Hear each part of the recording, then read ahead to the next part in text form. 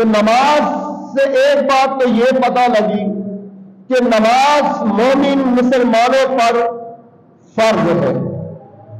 اب ہوتا یہ ہے نماز تو فرض ہے، لیکن ہمارا زندگی کا جو مقصد ہے یا تو ہم نے اس مقصد کو چھوڑ دیا ہے یا تو اس مقصد کو بھلا دیا ہے۔ رب تعالیٰ تو فرماتا ہے کہ وَارْكَعُوا مَعَ الرَّاكِعِينَ، رکوع کرنے والے کے ساتھ رکوع کرو۔